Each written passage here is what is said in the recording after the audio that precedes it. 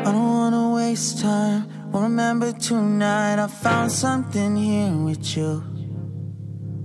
Running by the roadside, wait up for me. I'd go anywhere that you do. Put it all out in the open. No, we don't have to control it. Put it all out in the open. If it's only for a moment, it's a lifetime of emotion. Put it all out in the open.